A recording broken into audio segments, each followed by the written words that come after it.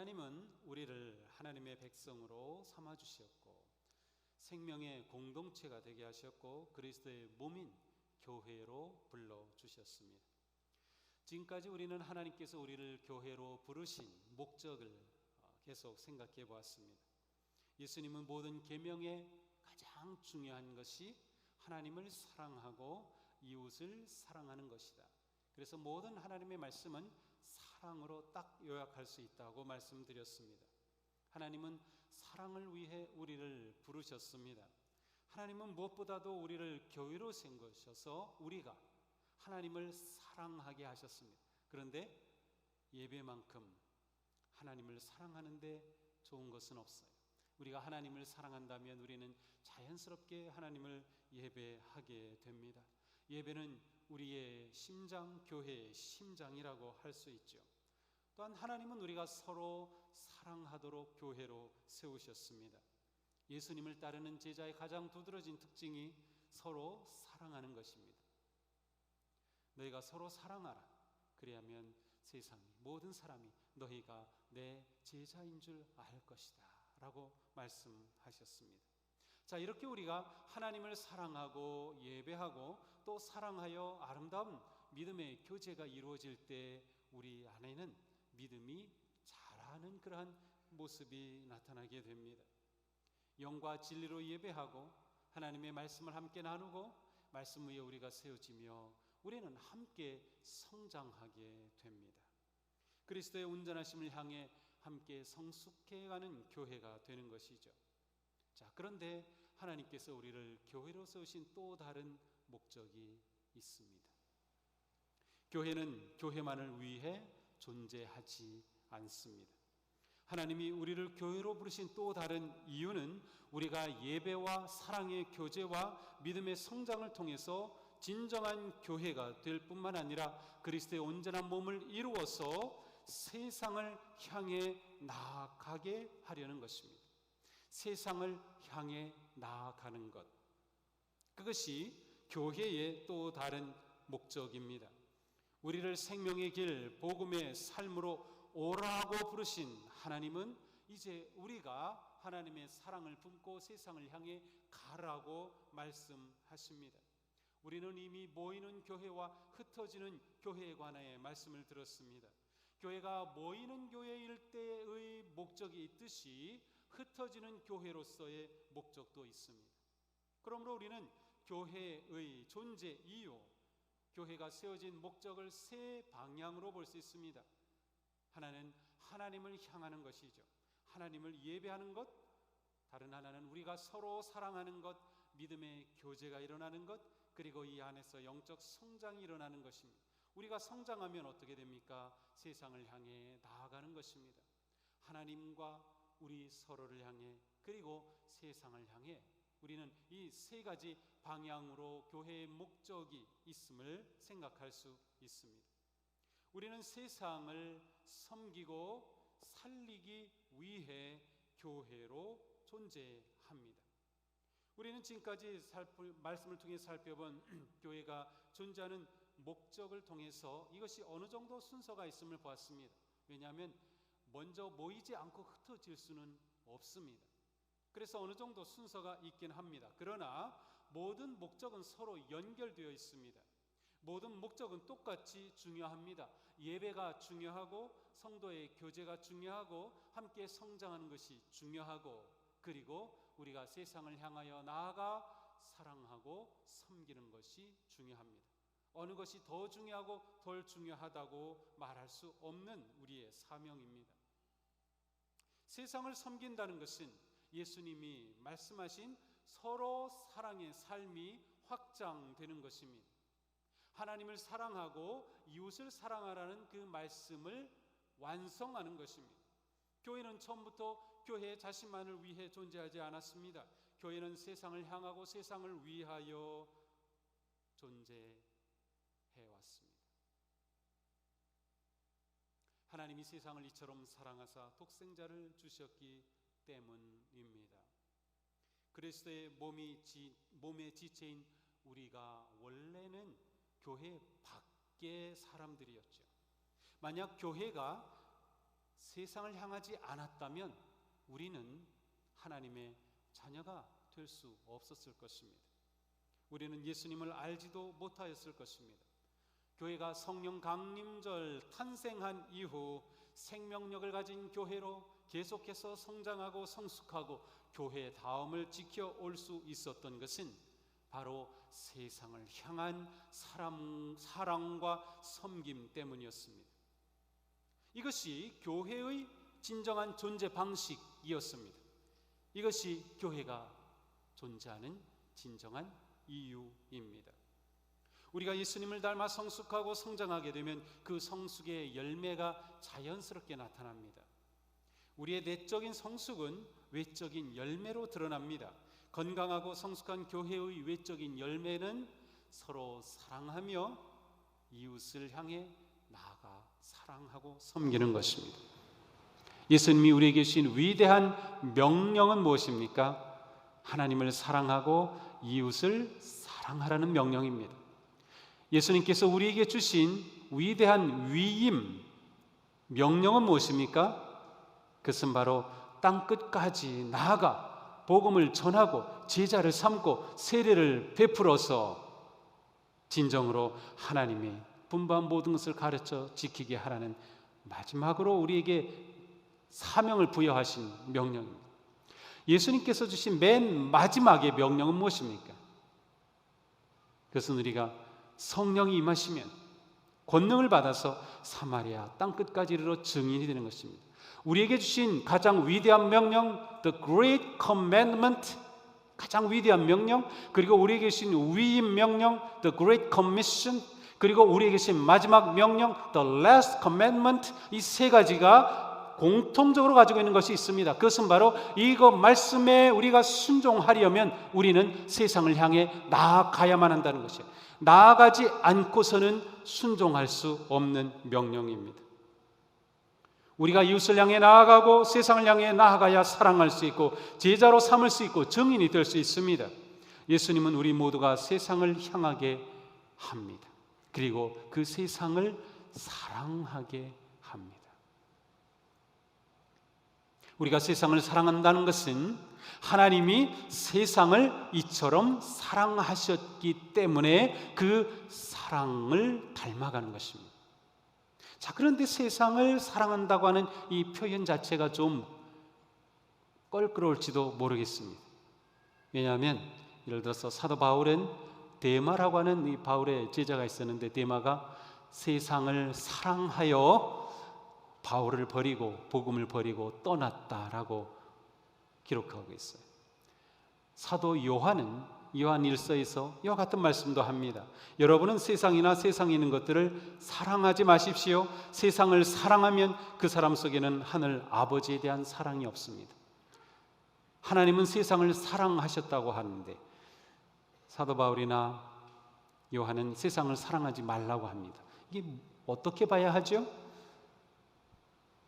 바로 세상이 무엇을 말하느냐입니다. 세상을 사랑하라는 말씀은 세상의 사람, 영혼을 사랑하라는 뜻이에요. 세상을 사랑하지 말라는 것은 세상의 것들입니다. 이 세상에 있는 재물, 세상에 있는 명예, 세상의 인기와 영광, 세상의 쾌락, 이 세상의 것들은 사랑할 것이 아닙니다. 그러나 사람은 사랑해요. 하나님은 우리를 부르셔서 세상을 향해 나아가게 하시고 세상을 사랑하고 섬기라고 말씀하십니다. 그러면 우리는 무엇으로 어떻게 세상을 사랑할 수 있을까요? 하나님은 세상을 사랑하셔서 독생자를 주셨습니다. 그래야 그를 믿는 자마다 영생을 얻게 하셨습니다. 세상을 사랑하셨기에 하나님이 하신 행동은 주신 것입니다. 아들을 주셨어요. 독생자를 주셨습니다. 우리가 세상을 사랑하는 것, 그것은 바로 주는 것입니다. 하나님은 하나님 자신을 우리를 위해 내어 주셨습니다. 우리가 이웃을 사랑하라는 명령에 순종하기 위해서는 이웃에게 주어야 합니다. 무엇을 주어야 할까요? 우리가 이웃에게 줄 수 있는 가장 소중한 것이 무엇일까요? 그것은 아마 내가 가지고 있는 가장 소중한 것이 아닐까요? 바로 우리의 생명, 기쁨, 희망인 하나님의 사랑, 곧 구원의 복음인 예수 그리스도입니다. 물론 우리가 구원 자체를 줄 수 없습니다. 우리가 생명 자체를 줄 수 없습니다. 우리가 기쁨 자체, 희망 자체를 줄 수는 없습니다. 이것은 하나님께서 주시는 것입니다. 그러나 우리는 이미 받아 누리고 있는 이 놀라운 은혜와 생명의 복된 기쁨 예수 그리스도 이 복음을 전해 줄 수 있습니다. 그것이 이웃을 사랑하는 가장 중요한 방식입니다. 우리가 그리스도를 전할 때, 복음을 전할 때 그것은 이웃에게 줄 최고의 선물입니다. 세상을 섬기고 사랑하는 삶이란 곧 복음을 전해 주는 것입니다. 아마 이렇게 생각하는 분이 계실지 몰라요. 목사님 그렇게 자꾸 애들로 그렇게 말씀하지 마시고 그냥 전도하라고 하세요. 전도하라고 하면 되는 거 왜 이렇게 복잡하게 이렇게 그러세요? 아닙니다. 저는 지금 돌려서 설교하는 게 아닙니다. 전도라는 부담스러운 주제를 부드럽게 전하려는 것이 아닙니다. 저는 우리가 정말로 이웃을 사랑하고 있는가를 묻는 것입니다. 우리 교회가 정말로 세상을 섬기는가를 묻는 것입니다. 세상을 섬기고 사랑하는 삶은 복음을 전해주는 삶이라고 말씀드렸지요. 이제 그러면 어떻게 복음을 전해야 할까요? 우리는 어떻게 복음을 전하고 있나요? 그동안 우리는 복음을 전할 때 일방적이었습니다. 우리는 너무나 말로 복음을 전했습니다. 우리 생각에는 말 잘하거나 성격이 아주 외향적이거나 적극적인 사람이 전도를 잘한다고 생각하고 있습니다. 그렇지 않습니다. 모든 성도와 교회는 누구나 이웃을 섬기고 사랑할 사명이 있습니다. 우리가 흩어지는 교회로서 건강하고 바른 교회가 되려고 한다면 우리는 이웃을 사랑하고 섬기는 일을 잘 해내야 합니다. 복음을 전하는 일은 말이 아니라 삶으로 합니다.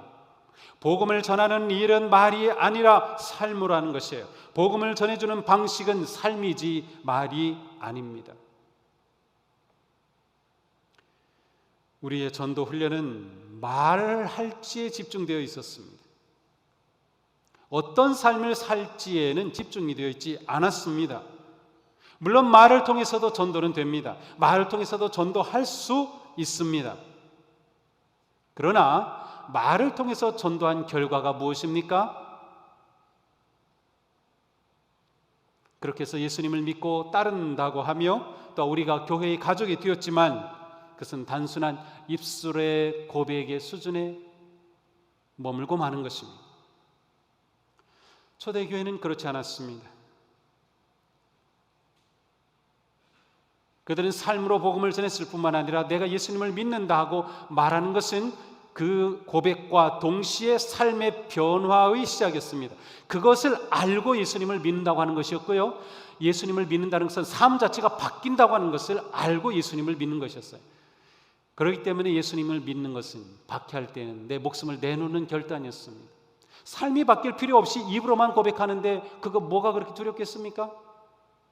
그러나 지금은 전도도 말, 예수님을 믿는 것도 말, 교회의 가족이 되는 것도 말, 예수님 믿습니다. 아멘. 세례주면 끝. 무언가 잘못되었죠. 지금 교회가 무엇인가 본질을 놓치고 있는 것입니다. 세상은 더 이상 우리의 말에 귀를 기울이지 않습니다. 세상은 보기를 원하고 경험하기를 원하고 감동하기 전에는 마음을 열지 않습니다. 다가오지도 않습니다. 더욱이 코로나 팬데믹 이후 교회는 정체성의 위기에 직면하고 있습니다. 그래서 우리는 교회를 묻기 시작한 겁니다. 교회란 무엇인가를 다시 물어야 하고 진정한 교회를 우리는 회복해 가야만 하는 것이죠. 바로 지금이야말로 부흥이 필요한 시대입니다. 진정한 부흥을 위해 교회는 존재의 목적을 분명히 되새겨야 합니다. 흩어지는 교회로서 우리가 세상을 사랑하고 섬기는 것이 부흥을 위한 가장 바른 최선의 일입니다. 부흥이 무엇입니까? 부흥은 곧 새로워지는 것, 새 생명이 움직이는 것, 다시 일어나는 것입니다. 교회의 부흥은 숫자가 많아지고 건물이 커지는 것이 아닙니다. 물론 교회가 진정한 모습을 회복할 때 커질 수 있습니다. 숫자가 많아질 수 있고 건물이 커질 수는 있습니다. 그러나 그것이 부흥이 아니다. 처음 교회에 일어났던 놀라운 생명과 복음의 역사가 우리 가운데 다시 일어날 때 그것이 부흥입니다. 부흥은 우리가 진정한 교회로 회복되는 것이며 우리가 교회다워지고 진정한 건강한 교회로 세워지는 것입니다. 이것이 부흥이에요. 하나님의 영이 우리 모두를 역동적인 살아있는 그리스도로 변화시키는 것이죠. 이와 같은 교회의 참된 부흥은 단순한 구호나 프로그램으로 이루어지는 것이 아닙니다. 그리스도의 몸을 이루는 모든 성도가 서로 연결되어서 마음이 새로워지고 말씀으로 새로워지며 하나님이 우리에게 주신 그 사명을 제대로 이루어갈 때 부흥은 일어나게 되어 있습니다. 역사를 통하여 드러나는 진정한 교회의 모습은 초대 교회가 보여주듯 바로 이웃을 향한 사랑과 섬김입니다. 박해와 그 고통 가운데서 초대 교회가 생존해 왔던 비결이 있습니다. 역사학자들은 이렇게 말합니다. 초대 교회는 당시 종교와 다른 종교와 비교해 볼 때에 이방인에게도 사랑을 실천하고 우리는 그리스도인이야. 하지만 그리스도인이 아닌 사람들, 이방인들에게도 사랑을 실천하고 그들을 섬긴 유일한 종교였다고 말합니다. 초대교회가 세상의 소망이며 생명으로 서게 되었던 중요한 이유는 바로 세상을 향한 돌봄과 사랑이었습니다. 물론 그들은 먼저 뜨겁게 서로 사랑하였으며 그 사랑의 영역을 세상으로 확대한 것이었습니다.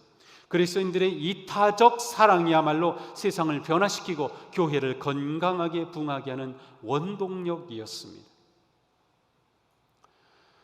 코로나로 인해 우리 사회에 가장 크게 드러나는 문제는 취약계층의 증가입니다. 사회적으로, 경제적으로, 문화적으로 의료 서비스의 약자였던 계층의 사람들이 코로나로 더욱 취약하게 내몰리고 있습니다. 이런 상황은 우리 사회의 공동체성을 파괴하며 물질 중심의 정치적 이기주의와 독단적 리더십을 조장하여 문제를 더욱 악화시킬 뿐입니다. 우리는 교회로서 이런 상황을 외면하지 말아야 합니다. 교회가 코로나 이후 무너지지 않고 또는 코로나와 함께 무너지지 않고 더욱 건강하고 진정한 교회로 세워지려면 하나님께서 처음부터 교회에 주셨던 사명, 바로 돌봄과 사랑으로 한마음이 되는 이 일에 헌신해야 합니다. 서로 사랑과 이웃 사랑을 구체적으로 실천하는 교회적 행동이 필요하다는 말입니다. 그러므로 흩어지는 교회로서 세상에 하나님의 사랑을 전해주고 그들과 함께하며 우리가 할 수 있는 사랑과 섬김의 삶을 실천하는 그것이 바로 코로나 이후 우리가 살아야 할 세상에서 우리가 추구하고 세워가야 할 진정한 교회의 모습입니다. 그러므로 우리는 전도를 재정의해야 합니다. 전도를 새롭게 정의해야 합니다. 희망과 생명의 복음을 전해주는 전도는 곧 구체적인 사랑과 섬김의 실천입니다. 전도와 섬김은 하나입니다. 우리는 전도를 생각하면 섬김을 생각해야만 합니다. 묶어서는 제 역할을 할 수 없는 거죠. 세상은 그리스도인에 대해서 냉담하며 적대적이기까지 합니다. 코로나는 이런 상황을 더 악화시켰습니다. 우리의 진실한 섬김과 사랑의 삶이 진정한 전도이며 진정한 교회가 되는 길입니다.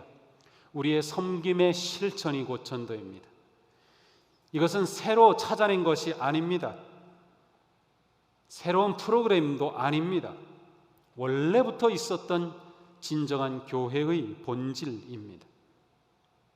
처음 교회가 이미 그러했습니다. 지금은 우리의 거룩한 삶과 진실한 사랑의 섬김으로 이웃과 신뢰의 관계를 쌓아가야 할 때입니다. 진정한 전도, 진정한 부흥과 성장은 우리의 구체적인 섬김의 삶과 연결될 때 일어납니다. 행동이 말하게 해야 합니다. 우리의 삶과 진실한 관계를 통해 신뢰가 쌓일 때 세상은 비로소 우리의 말에 귀를 기울일 것입니다. 누가복음이 들려주는 예수님의 사명 선언문이 있습니다. 예수님의 천국 복음 사역에 초점을 잘 보여줍니다. 어느 날 예수님이 나사렛 동네에 이르셨습니다. 그리고 그 동네 회당에 들어가셨습니다. 그리고 그 회당에서 예배에 참여하시다가 말씀을 봉독하는 시간이 되어서 예수님이 나가셔서 두루마리를 펼치시고 이사야서의 말씀을 찾아서 읽으셨습니다. 주의 성령이 내게 임하셨으니 이는 가난한 자에게 복음을 전하게 하시려고 내게 기름을 부으시고 나를 보내사 포로된 자에게 자유를, 눈먼 자에게 다시 보게 함을 전파하며 눌린 자를 자유롭게 하고 주의 은혜의 해를 전파하게 하려 하심이라. 다 읽으신 후에 눈이 동그래져서 예수님을 쳐다보고 있는 회중들에게 말씀하십니다. 이 성경의 말씀이 오늘 이루어졌다. 바로 예수님이 이 말씀의 그 모든 것을 이루신 복음으로 오셨음을 선포하신 거죠. 예수님은 천국 복음을 선포하시면서 말로만 외치지 않으셨습니다. 포로된 자를 자유케 하셨고, 보지 못하는 자를 보게 하셨고, 걷지 못하는 자를 걷게 하셨고, 치유하셨고, 만져주셨고, 귀신을 내쫓으셨고, 소외된 자를 품어주셨고, 무시당하던 어린 아이들을 맞아주셨고, 멸시당하던 여인들을 동역자로 세워서 함께 일하셨습니다. 이것이 예수님의 전도 방식이었습니다. 예수님을 믿고 따른다면 우리는 예수님의 이 방식도 마땅히 따라야 할 것입니다. 세상에 복음의 생명을 전해주는 일은 무엇보다 먼저 우리가 서로 사랑함으로써 우리의 사랑이 깊어지고 섬김의 관계가 깊어질 때 그 사랑의 영역을 넓혀 세상을 향해 나아가게 되는 것입니다. 우리도 서로 사랑하지 못하면서 어떻게 세상을 향해 나아가겠습니까?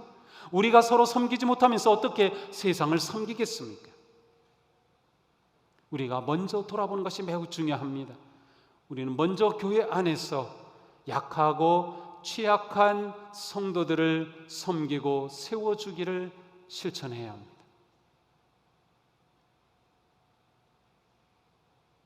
코로나로 다 힘들죠. 하지만 나보다 더 힘든 사람 생각하는 겁니다. 나보다 더 어려운 사람 생각하는 겁니다. 그리고 그를 위해서 내가 해줄 수 있는 게 뭘까? 기도도 해줄 수 있고 격려의 말을 해줄 수도 있고 무엇인가 내가 그를 위해 구체적으로 할 수 있는 그것.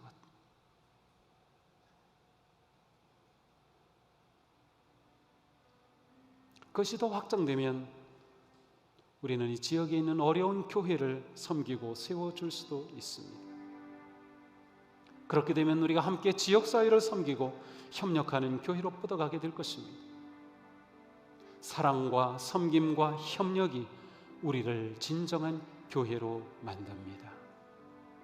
사랑과 섬김과 협력이 진정한 공동체를 세우고 인간다운 사회를 만들어가는 길입니다. 예수님은 땅끝까지 이르러 내 증인이 되라고 말씀하셨습니다. 우리의 땅끝은 뜻밖에도 바로 가까이에 있는 것 같습니다. 땅끝까지 이르러 내 증인이 되라는 말씀은 바로 땅끝까지 이르러서 사랑과 섬김의 삶을 살라는 뜻입니다. 함께 울어주고 품어주고 손을 잡아주고 격려하고 용서하고 도와주라는 말씀입니다. 사도 바울은 말씀합니다. 나는 복음을 부끄러워하지 않습니다. 무슨 뜻입니까? 얼굴 뻔뻔하게 예수 천당 외치라는 말입니까? 그것이 복음을 부끄러워하지 않는 것인가요? 한때는 그렇게 가르치고 그런 훈련까지 했습니다. 그러나 이제는 다 낡아빠진 방식입니다. 나는 복음을 부끄러워하지 않습니다. 이 말씀은 나는 복음 앞에 부끄럽지 않은 삶을 살기에 당당하게 이웃을 사랑하고 섬길 수 있다는 뜻입니다. 코로나가 시작된 후 우리는 많은 힘겨운 상황을 보내고 있습니다. 또 우리 교회에서는 어려운 교회들을 위해 헌금도 하고 또 도와주기도 했어요. 사실 우리 교회 자체도 헌금이 줄어 있기 때문에 다른 교회를 500만 원, 1000만 원 그렇게 돕는 게 결코 쉬운 일이 아니었습니다. 그러나 성도님들이 참여해 주셨어요. 바로 그러한 일을 우리는 코로나 중에도 계속 교회의 어려운 분들을 돕는 사역을 하고 있습니다. 우리가 이걸 더 잘해야 돼요. 모든 성도들이 참여하고 모든 성도들이 그러한 마음을 가지고 우리의 서로 사랑을 이제는 사회로 확장해야 할 때입니다. 어렵기 때문에 더욱 그렇게 해야 할 때입니다. 지금이야말로 전도하기 가장 좋은 때가 아니겠습니까?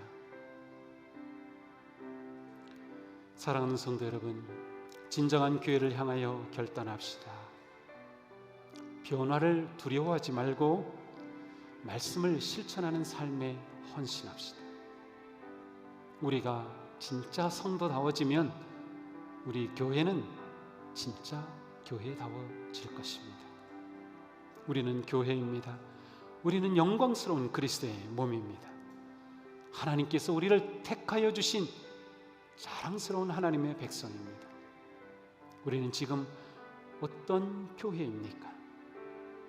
그리고 우리는 어떤 교회를 세워가고 있습니까?